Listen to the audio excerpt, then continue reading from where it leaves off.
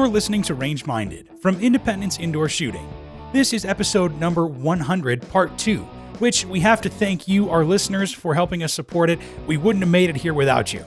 In this special episode, we pick up the second half of our conversation with Nick Hoffer and Terry Piper, which if you didn't catch the first one, make sure you go back and listen to that one first, or else you're going to be dropped into the middle of a conversation on this one. One thing, again, to note that the opinions and views in this podcast are only ours and ours alone, and don't necessarily reflect the views of the podcast or Independence Indoor Shooting. With that out of the way, as always, especially for episode number 100, thanks for listening, and we hope you enjoy it. Part 2 of episode 100 of Range Minded, the 100th episode special. So with everything going on now, Terry, Steve, you guys are instructors. I would ask you, but you're not really instructors. That's okay. I know what you carry. P38. P38. Do you change up the carry option with the hysteria going on now? What do you mean? You mean like more magazines? More mags, different pistol, bigger pistol, smaller pistol. I navigated back to the 1911 because that's my first love. Yeah. And I don't normally carry extra magazines. I used to carry the XDS. But you switched to the 1911 a couple months ago when you got the new one. So yeah. It had nothing to do with people fighting over toilet paper. I just changed to it because it is my first love. But, I do now carry an extra magazine. I used to never carry an extra magazine.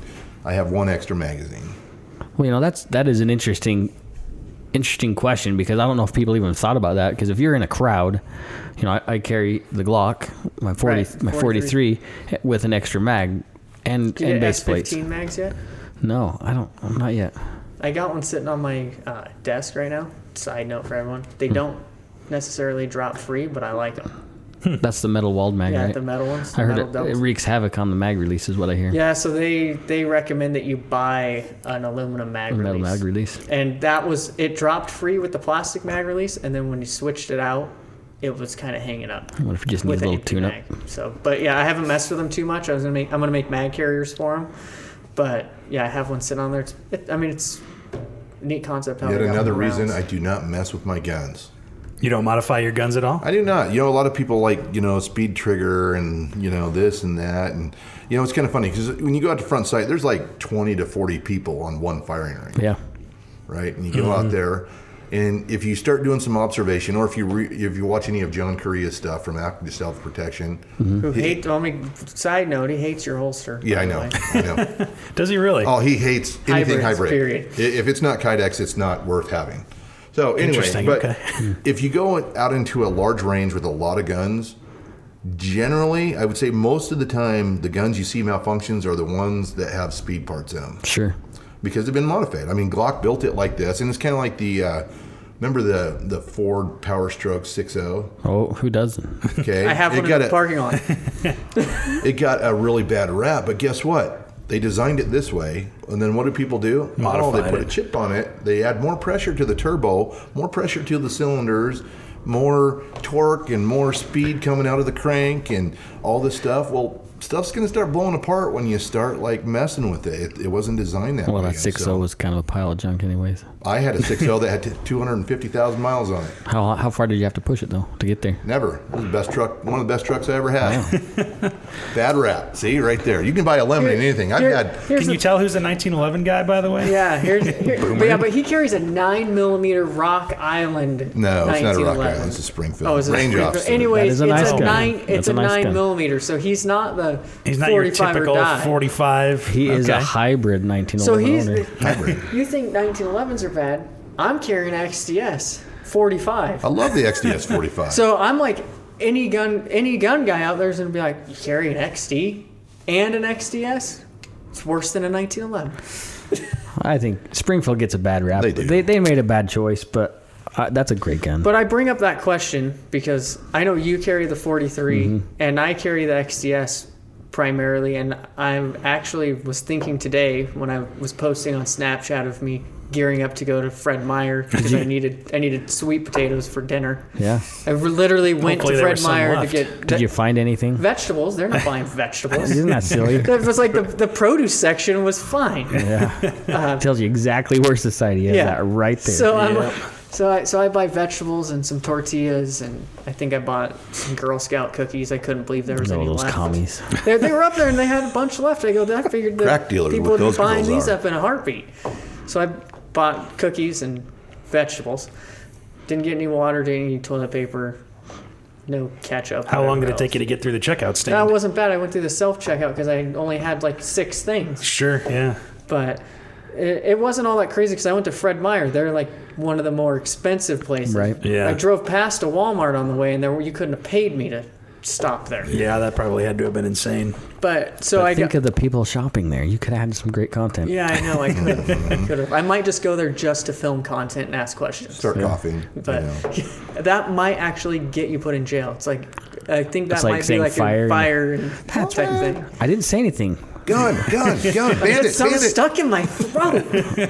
I'm not sick. I was just- joking. I was so excited when I saw Corona. I was coughing and asking for the Corona. I just said Corona. So I was thinking about it, and I go, I kind of think, because I carry my Glock 19 in my pack, Right. and I was like, maybe I'll start wearing that with extra mags in my bag. Yeah. Not because I'm afraid. I'm honestly like I'm not afraid of things getting crazy. But then again, I watched a video of 3 women fighting over some toilet paper. Yeah. Yeah, well, it just Stupid. highlights the fact that you don't know what you're going to encounter out there. Last night, I'm looking through stuff on the internet and watching the president speech and kind of going through some of the stuff that I missed during the week because I'm busy working, not watching the news. And I'm like, maybe I should be more concerned than I am. Not necessarily of me getting sick, but making sure that me and my kids aren't spreading any germs. Spreading the virus, So making sure that we're staying like hygiene and keeping our hands clean and stuff like Oh, that. you mean all those things we should have been doing? And yeah, The you whole should be time, doing it anyways, yeah. but maybe being extra on that and not necessarily hanging out in huge groups. Like, okay, I'm good with that. But then I see all these people freaking out, and I'm like, should I have bought more toilet paper?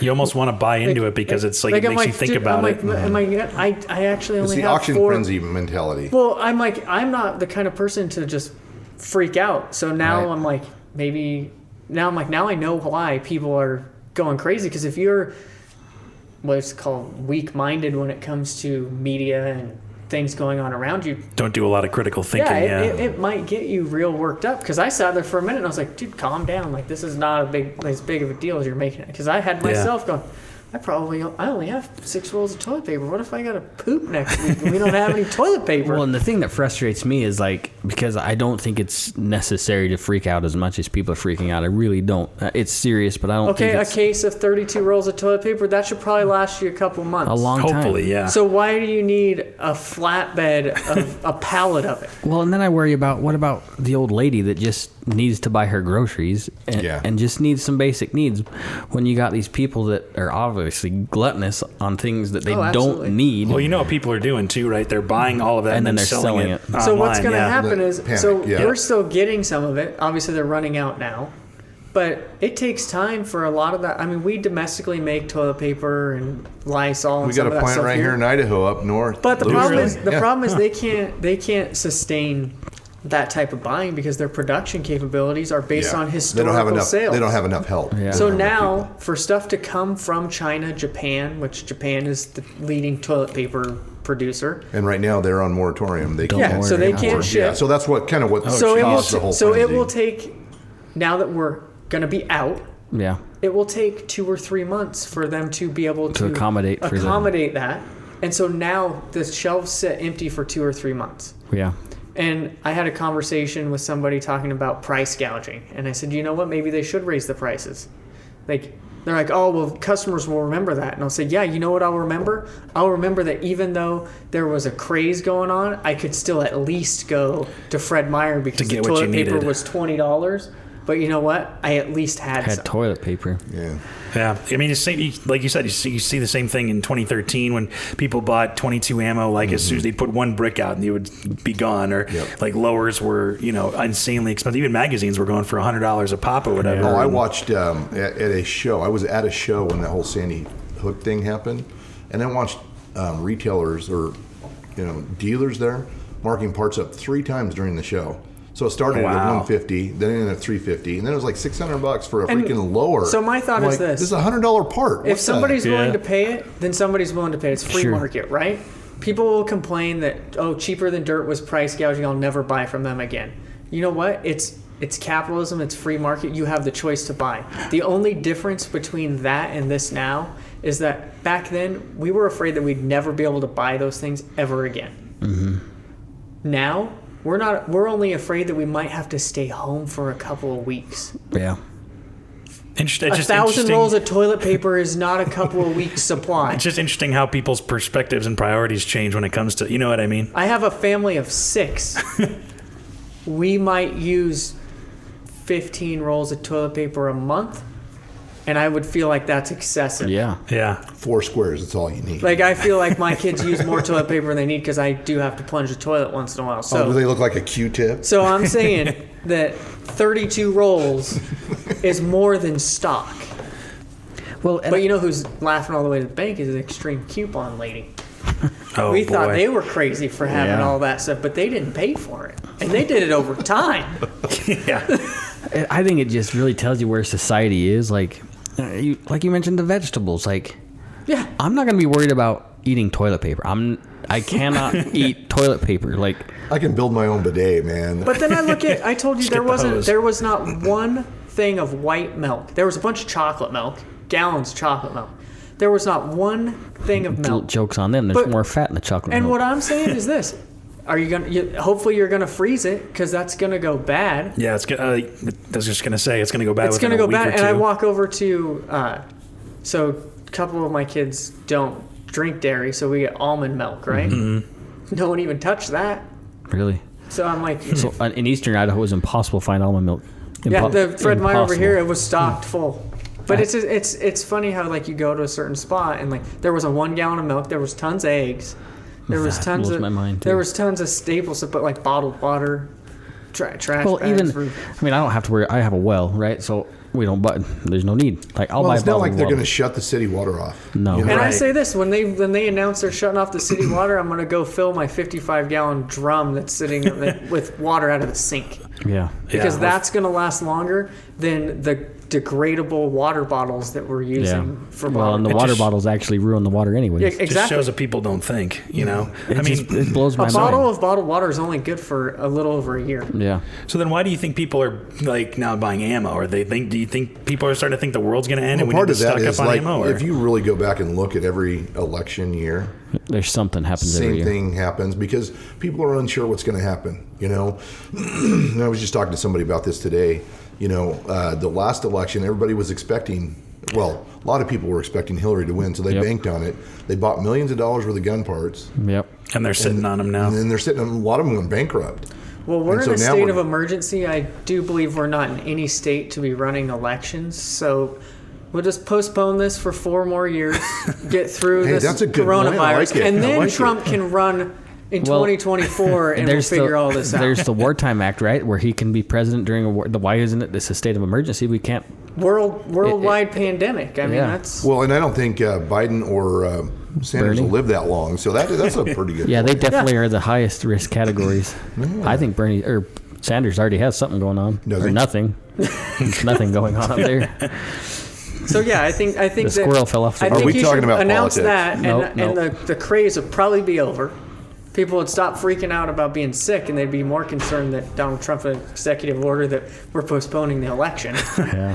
Well, actually, you bring up a good point, though, so what do you think's going to happen? Any predictions in the gun world this year with the elections? I think it's gonna be kind of dicey, but not like it was during the Hillary election No. or Obama's era. I think it's gonna get kind of crazy. I think we will see, just from my experience today at the store, there may be an craze. ammunition shortage ish. I still don't think it's going to be quite as crazy as it was No. a few I few think years that ago. I think a lot of gun owners are gonna feel kind of like I do and feel confident that we're gonna have another 4 years to figure out what's Yeah. going on. But 2024, all bets are off for that because Yeah.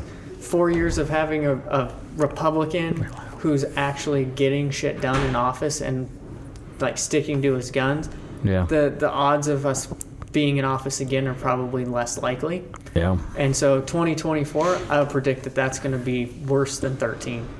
So Worse we've than- got that worse long than to start 16. buying crap, huh? Well, it seems like we're going. Yeah, through I would this- say right now, if you're gonna buy stuff, buy a little bit now because you're gonna need it's gonna be scary because it's not. The odds of getting reelected are better than when you're running fresh. Yeah. And so when 2024 comes, if Trump is reelected in this year, that will be a complete restart. And all odds will be off, and we will be in the complete panic mode when it comes to the Second Amendment, for sure. And I hope I'm wrong. One of our first episodes, you and Ricky made fun of me when I said the Second Amendment's not going to be the same. It'll never be the same as when we were kids. And this year, the last few years, I think it's been really evident that it's slowly degrading on its value. Oh, and you start looking at some governments like Virginia, and some of the stuff that's been going on there, where they actually, excuse me, changed the recall. What do you call it? The rules. The rules for the recall in the middle of a recall.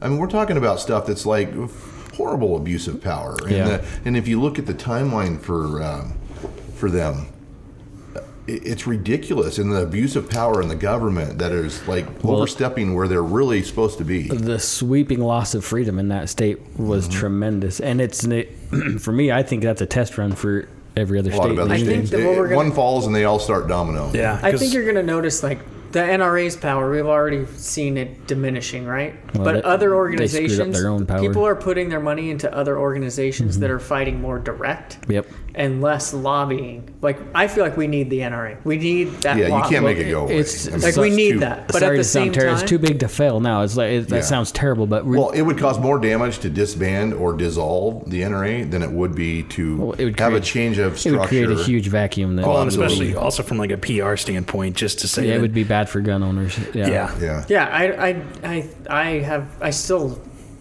like the NRA. I still think they Yeah. do a good service for us, but not as much as we need. And I think there's other organizations coming up now with the rise of social media and the fact that we have way more gun companies than we ever had in the past. Yeah. And people are actually getting out and fighting. I get hit up by so many organizations wanting me to be part of like 3%ers or sheepdogs. Yeah. And I don't know. I'm so Terry's a part reluctant. of all of them. You can't say no. Actually, I'm not a part of any of them because I'm worried. You're Where not you start- fanatical? They kind of worry me. Some of You those know, guys when you are start fanatical. getting involved in that, well, then people look at you like, like You're one of those. Yeah, people. and so I don't, especially with my business. You shoot Captain I Kirk in the don't- dark. How many gun stickers you got on your truck? None. Zero. How many do you have on your truck, Nick? I have a Tactical Solutions sticker in the bottom corner. You know what I have on my truck? Ultimate Hybrid, which is just a logo. If you don't know what it is, you don't know what it is. A Hoftac I don't even logo. have a Hoftac one because I don't want people to know. Right. I might cut someone off. There again, Drive if aggressive. you don't know what it is, you don't know what it is. And that then- was the goal of both logos. Yeah. So Yeah. Yeah, because do you find Kind of a like gray man logo, when huh? you meet people like outside the industry and they find out what you do they treat you guys any differently? I like that you brought that up because when you asked earlier about like Challenges challenges in Yeah. the gun, so for the longest time, especially like 2013, like 2016 elections, Right. when people would ask me what I did, I would tell them that I was in plastic manufacturing until I could feel them out for where the conversation was going and how Sure. they felt. Yeah. Now I tell people that we make holsters and knife sheaths, and they kind of like I can tell if they're where they're at by doing that. Because if they don't know what a holster is, they probably aren't supportive of guns. Like, Right. Back and forth. But I think I lost a lot of business because I didn't tell people exactly what I did because I had that fear of that stigma. Right. And there is a shift change in when you're talking to people, and I even tell my students this. For me, concealed carry is like the way to go because it's no blood, no foul. But I can go have a conversation with a flaming liberal, ultra conservative, or anywhere in between. And when we're having conversation, they can think I'm the nicest guy in the world. But there's a certain group of people, you can call it whatever you want, a faction, group, whatever. The minute they know you got a gun, then all of a sudden you're an a-hole. Yep. There's a wall, there's a barrier that's up there that you Yeah, can't get and past. so it's like there is an attitude shift. And it's kind of like, think about this. I mean, when we see a California plate, what's the first thing you do? Go back where you came from, right? And I'm like, hey, change is inevitable. And, just be nice. But and I've had this conversation with Californians because you got to mindset shift that, because when I meet people from California, I'm instantly, how do I convert them to be a gun owner so I can sell them a holster and push them into training? They're bringing money instantly. into the state. Yeah. And so, and I would say, because I would say probably 25% of the students that I teach are transplants from California. Yeah. Sure. And in talking to them, most of them have been waiting for retirement, pensions. They were stuck there, and they think a lot like us. And in fact, I had one tell me the other day, we're just like you. We moved here to get away from that chaos and that, and with that is going to come some change. Yep. It's inevitable, and some of it we're not going to like. But at the same time, change. Good things can't happen without change. Right. Bad things happen sometimes with change, and so my only issue is the traffic. Yeah. Traffic, medical. Well, I don't go to the DMV. doctor. I'm from Idaho. I'm a natural Idaho resident. Oh, you're a homeopath. So I don't go to the doctor. That's got- why I don't know if I had. He just spits on it and then coronavirus. Yeah. walks it off. No, he goes out in the field and eats something green and goes, yeah, that's probably close good. enough. Yeah, I eat a potato and an onion. And then you're fine. White onion and a potato. That's Yeah. good. But I wonder if there's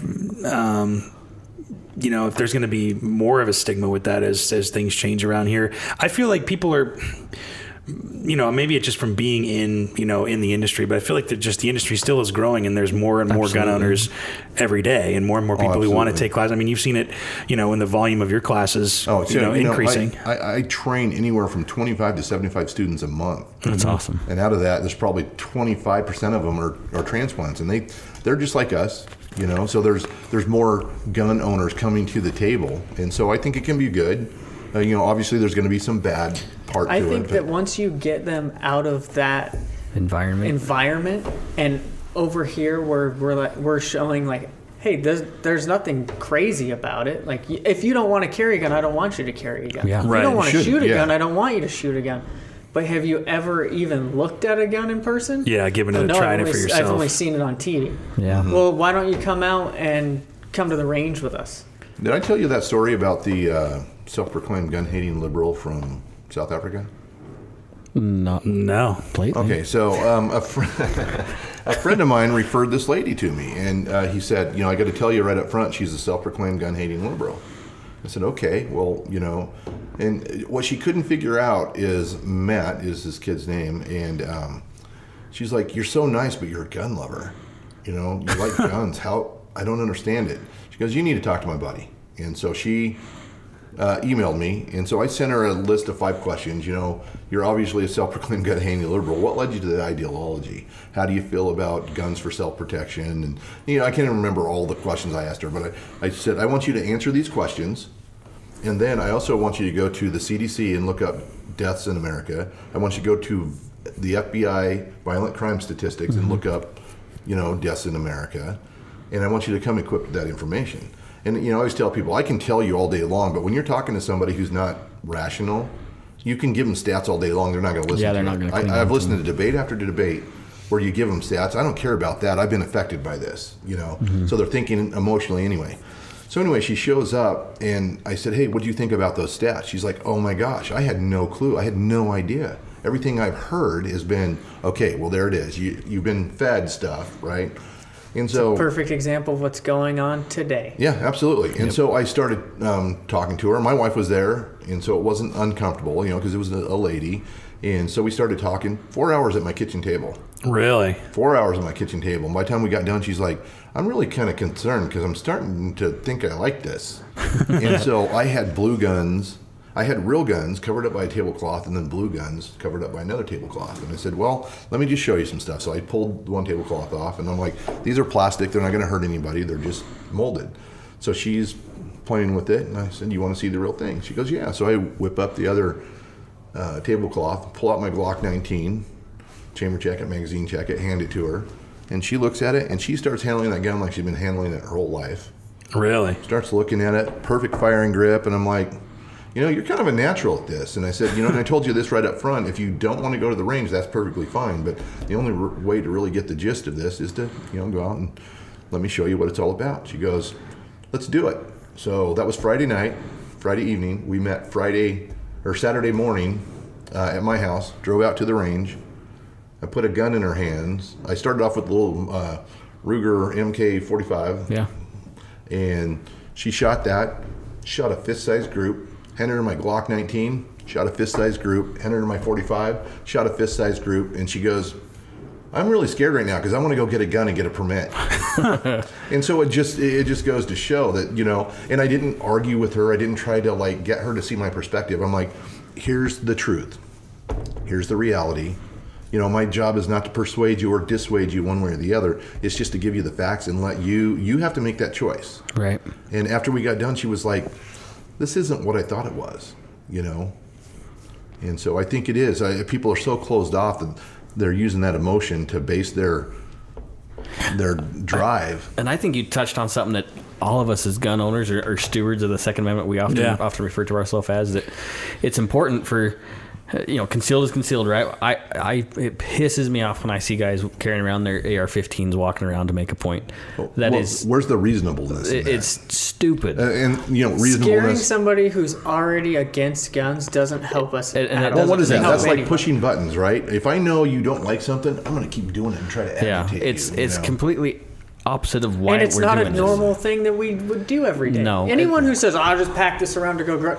No, Dude, you don't. No, you don't. No, we don't. I have tons of guns. I've owned ARs since when the ban first lifted. I bought one. I didn't even know what it was, just because I wanted to have it. Right? And I've never ever going to the grocery store. And I've never had the want to There's do no this. reason. Yeah. I've never had the desire to do it. In fact, sometimes when I'm open carrying, like after a class or something, or if I'm working the range and I go out in public, it's almost like I don't. You know what I thing. think about when it comes to something like that is the first time I ever saw someone open carrying a pistol. I was, I think, probably 11 years old. And I lived in Mountain Home, and we had rode our dirt bikes across the highway because we lived out by the reservoir to Jack in a Box. Mm-hmm. And we were in there eating, and there was this biker, and he had a big-ass revolver. I don't even know what it was. But we're standing behind him, and I remember telling my buddy, dude, he's got a gun. Holy crap. What's that guy carrying that pistol for? Yeah. He must be an outlaw. That's went through my head. So now, when I'm open carrying a gun, I know that that's what some kids and some other people perception, might and sometimes perception is reality. And think about what a lot of the left-leaning people say. Well, you just carry a gun because you need something to feel masculine or something. Mm-hmm. And I think some of those guys really do that. They want to feel tough. I'm the tough guy. It's a power trip thing, and it's ridiculous. But I think it's important, like you did with that gal from South Africa. We need to be more proactive as gun owners and say, well, look, I can talk statistics. I like statistics, right? I like talking about that kind of stuff, but there's truth in numbers. Come to the range with me, right? Let's try it out. Well, and the whole reason I started my podcast is to have conversations. It's not to argue. Yeah. In fact, one of the first podcasts I did, this guy came on and was like, I'm open carry. I've never had any problems. I've had a problem maybe one time, and he talked about this tobacco connection incident. Yeah. And he was like, he went so far as to find the guy's profile, post it on the conversation thread, and I went back and I deleted and hid all of it. And I'm like, dude, that's not what you're trying to do. Yeah. The point is, I asked you some questions which maybe I shouldn't have because it was kind of like leading him into that. But at the same time, I'm like, I just wanted to know what's the demographic, what did this guy look like, what was his attitude, and so he launches into this. This is the guy, and well, it's like to prove it, to validate his emotion about the whole situation. Exactly, right? And I'm like, dude, that's not what this is. This is why we can't get along because I'm gonna. I talk with people all the time when it comes to new concealed carry people who come in and they just bought a gun, then they come see me to get a holster for it, and before they need it for the class that they're going to take, right? That's a lot of the walk-in customers are we're having a class in 2 weeks. I need this. I just bought it. And I always say, make sure you pay attention and listen and make sure that carrying a gun is what you really want to do. Yeah. Because you might realize that there's some thought processes and some responsibility that you take on that you're not prepared to do. Mm-hmm. Because every morning when we get up and we pick up our gun out of the nightstand, out of the safe, and we put it on our belt, and we get ready to walk out, we made a decision that we are willing to take on that responsibility. Right. Be it carrying the gun, be it defending ourselves, our family, somebody else, potentially taking someone else's life. Those are all things that it sounds really dumb, but every single morning when I put my gun on, I ask myself if I'm willing to do that. Yeah. And there's been times when you've seen me without my gun, remember? And I'm like, I just didn't feel like I should Wasn't carry today. a gun today. And that was my concern. And I'm friends with Representative Nate to help do the constitutional carry thing in the state. And I asked Ron, I was like, listen, man, we got to do something about this bill. Like, I can't help, because the instructor side of me says, we got to teach these people some of the responsibilities. You can't. Well, it's no different than, you hear the argument now that they've changed the age to 18. Oh my gosh, no. But we send our kids to war at 18. Yeah, but you got to be 21 to buy cigarettes now. Yeah, but that's not the point. The point is, they use that argument. We send our kids to war at 18. Yeah, cool. What do they do first? They go to boot camp. They go to tech school. Yeah. They learn how to use their weapon. They learn how to use the mentality. They break them down, build them back up. Yep. Use them, turn them into fighting machines. They go through firearms training. Yeah. Yeah, exactly. We don't let people drive without taking driver's ed. And to me, it's really the same difference, only a bigger responsibility because you've got a deadly weapon now. But the flip side of that is, like none of those things you listed are constitutional That's rights. exactly Ron. That was his. So it is our rebuttal. responsibility to train those kids, and it is those kids' responsibility to know what they're doing, and that's why we have to bring up that conversation of, hey, when you're taking the class or when you're carrying this gun, make sure you ask yourself these questions like, are you prepared to take someone's life potentially? Right. Are you prepared to know that you have the ability to really change your life and someone else's if you go to that deadly force? Right. And that's a deadly force option. It's not an intimidation. It's not a, hey, leave me It's the alone. last It's resort. not a, hey, I'm tough. It's when my shirt comes up and I touch my gun, I made the decision that it is a situation where I'm going to use my gun. Yeah. Yeah, it's interesting because going back to Illinois to see family or friends or whatever and talking about concealed carry, and they always Which ask. you're not legal in Illinois, by the way, with the Idaho enhanced. No, sure am not. But so I don't carry there, obviously, because it's the laws. Your but Ford card's expired anyways. I had to send it back. That's crazy. Well, yeah, when I moved out here, the Illinois State Police sent me a letter and said, "Hey, send your FOID card back because you're not a resident anymore. Can't have it, or else you'll have a warrant when you get back." Oh, wow. So, but They no, need they bigness. people always bring up certain situations or whatever, blah blah blah. Like I can't remember who I was talking to last time, but I go. Because they asked me like, well, what do I do in the situation, or if you have a gun, like talking about I think it's over penetration or whatever. I said honestly, you shouldn't even be thinking about that unless you're like about to like be killed. Like a lot of people just think that automatically having a gun and like defending your property, and obviously we've talked about castle doctrine and stand your ground laws and all that kind of stuff. Yeah, but, which we don't have in Idaho, believe it or not. Yeah. We have a no duty to retreat. Right. Different. That terminology gets thrown out there so willy-nilly, like it's like interchangeable with every state. And and that's where the education side comes in, because it sure puts you in jeopardy. But that's my point, is that absolutely. nobody, the people the person I was talking to, they didn't even know. They just assumed like somebody breaks in your house, you can shoot them and you're good to go. Yeah. And I said, no, you should really be hiding in your, barricading yourself in your room, calling 911 and telling them the situation. And only if, you are feeling like you are about to die, that's when you use it. And they were like, really? And it was like, yeah, like, and it's old hat maybe to us, like that's just obvious and maybe drilled into your brain from training and all that. But a lot of people don't think that way, but you have to be kind of trained. I've had two students make the comment in class. Somebody breaks into my house, I'm just going to shoot him in the leg. Like, you're going to go to jail. Yeah. Like, what's my house? You're going to go to jail. It's called aggravated assault with a deadly tell weapon. anybody that you purposely shot somebody in the leg, it is harder for an attorney to get you off on that than it is if you just flat out killed somebody, because in that moment of either firing a warning shot or firing a shot that's a non-lethal shot, you're admitting to the fact that you didn't feel like your life was in jeopardy enough to stop that action. Well, I think even in Idaho, you can't even point a gun at somebody because that's assault. It's brandishing, and then it's assault with a deadly, and that comes with mandatory jail time in Idaho. Yeah. But that all goes towards, like, when do you decide that your life is in such jeopardy that you go to a gun?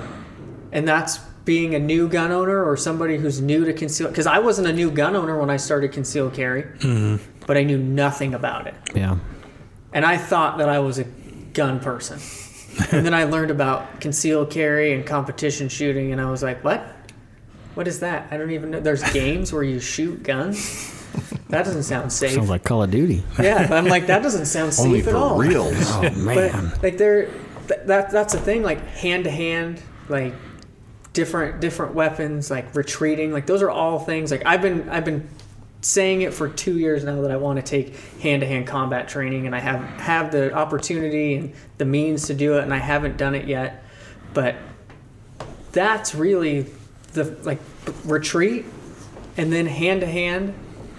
And then if you have to go to a gun, that's what I drill into my students. If you can extract yourself from the situation, that is your best option. Avoidance number is one. always Yep.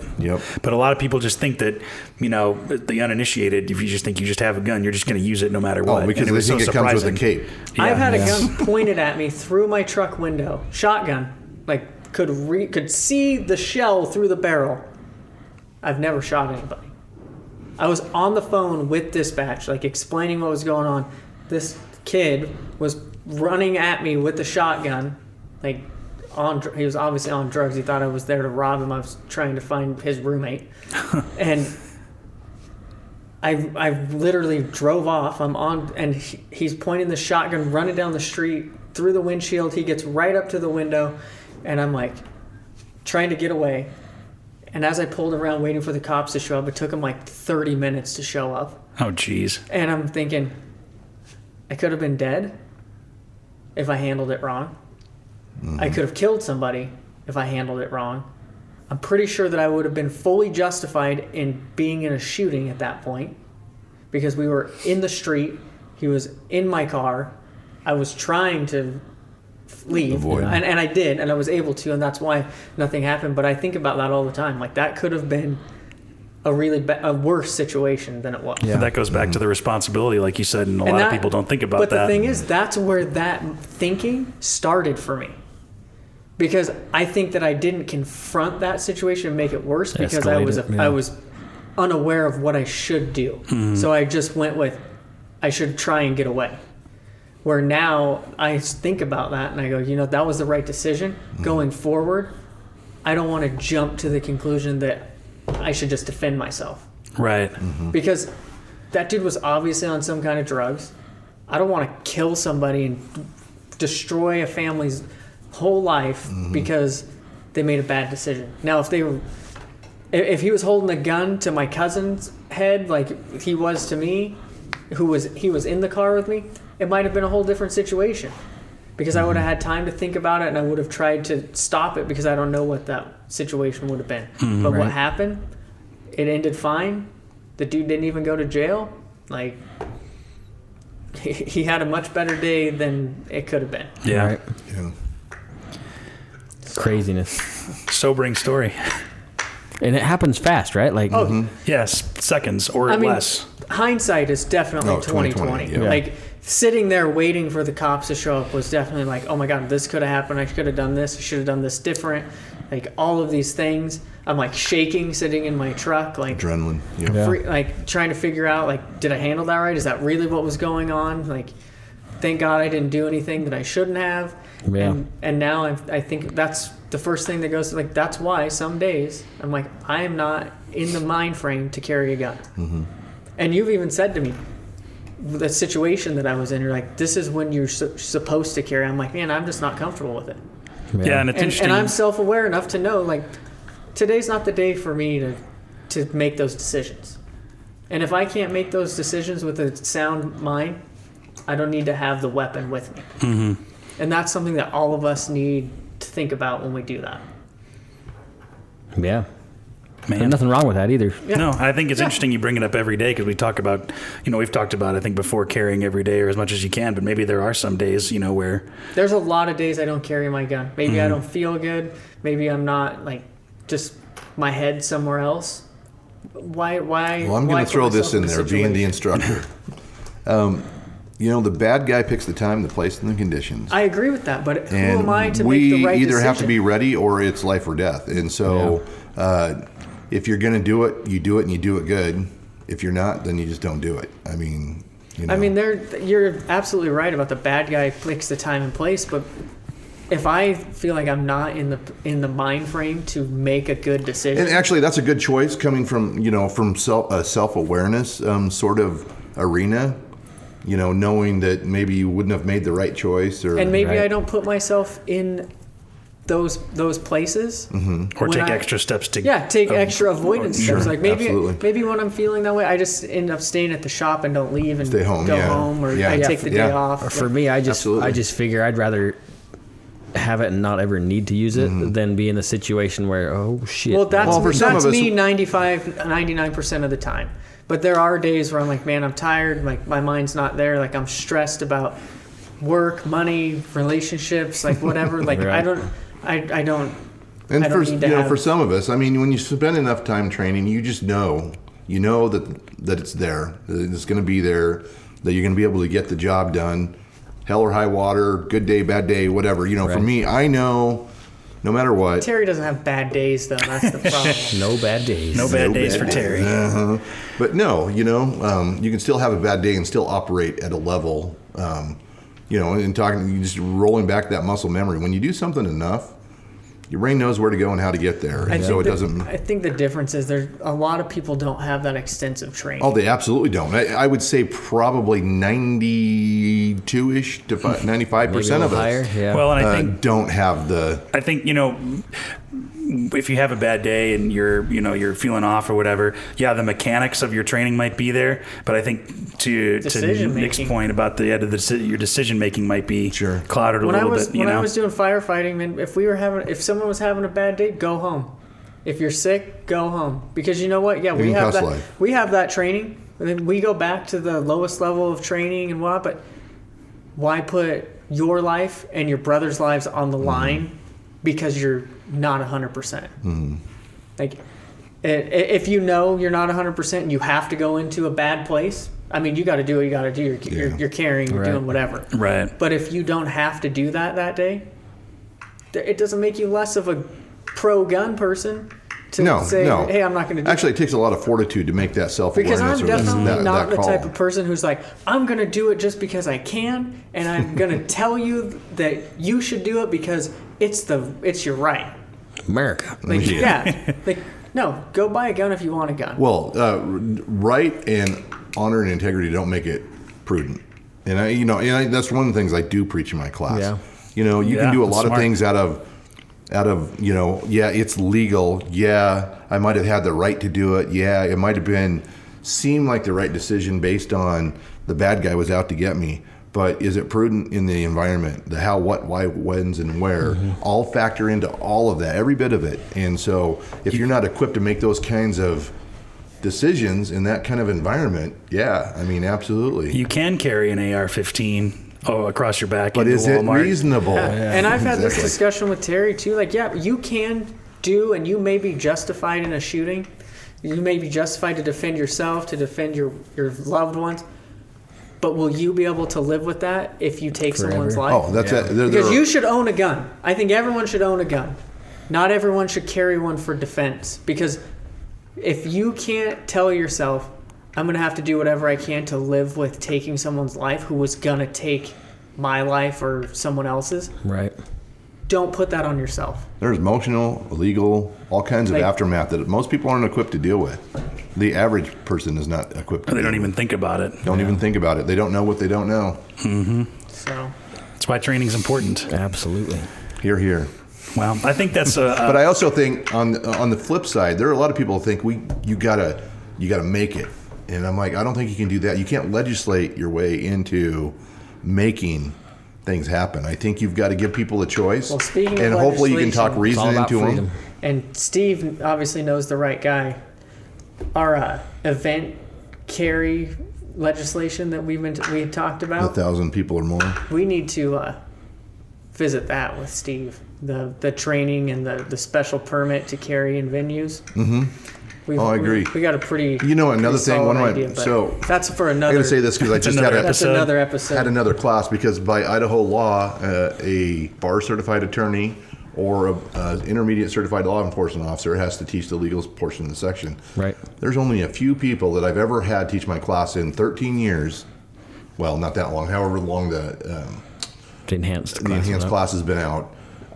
There's only been a few that I've been satisfied with the way they teach it. I would rather teach it myself, but guess what? I'm not certified. You can't. But I can guarantee you I can add an insight that they're not going to have. Right. And so I think that's another thing that really needs to change. But there on the flip side, you can't just go, well, anybody can teach it. because then you're going to get the same thing. You're going to get a lack or an inadequate You'll get degree. the minimum. You get the bare minimum. Exactly. And so there's got to be some sort of, segue or some sort of conversation or something that can happen, because, I've had an attorney tell me, man, I'm going to put you on retainer because I add an element that you're not going to get from the law enforcement side, that you're not going to get from the attorney side, from the realistic, hey, this is what happens. Yeah. And so I prefer to teach it myself, but I can't. Yeah. So Sad. Crazy.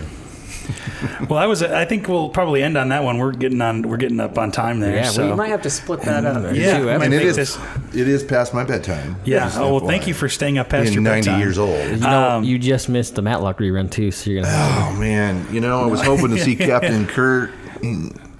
Yeah. Well, thank you both for coming on. I think that was fantastic. That was awesome.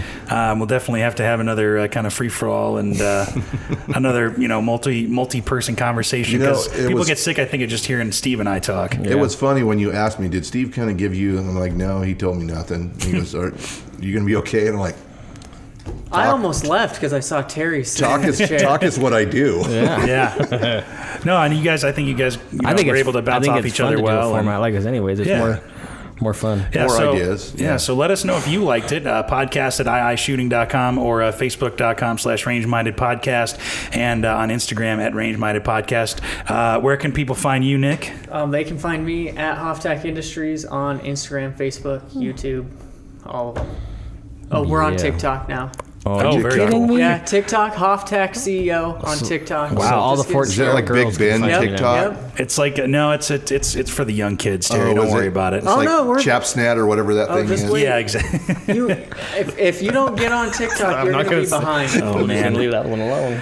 And where can people find you, Terry? Well, you can find me at ultimatehybridtech.com or at idahoenhance.com. Cool. Where can they find Facebook, you, Steve? Instagram. I don't do Twitter. Twitter? Is that how they say it? Twitter. Twitter. Only on that No, one. don't do Twitter. Just Facebook, That's only Instagram. Bronco I Motors. was gonna Dude. say. Oh, just Bronco Motors. All right. Where can they find me? Yeah. Well, sometimes at the store. Sometimes not very at the often, store.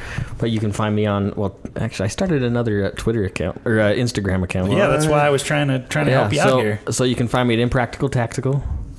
And I do have some YouTube videos, not very many. But now there's the Practical Trim Guy. I do carpentry on my real job. So Yeah. You're like Jesus. not that good. There was only. Well, I'm not gonna go there either. Jeez, So, yeah, we'll end on that one then. How about that? So, thanks If you for don't listening. get us out of here, we'll keep it going. Oh, I know. keep I'm going trying. Thanks for listening, though, guys. See you guys. We'll Be talk safe. to you next time. Take See care. ya. Thanks for listening to Range Minded. Find us online at Range Minded Podcast on Facebook, or send us an email at podcast@iishooting.com. We're always happy to get feedback, episode suggestions, whatever you want to send us, really. And be sure to subscribe to us on Apple Podcasts, Google Podcasts, Stitcher, and pretty much wherever else you get your podcasts from. Thanks for listening, and we'll see you next time.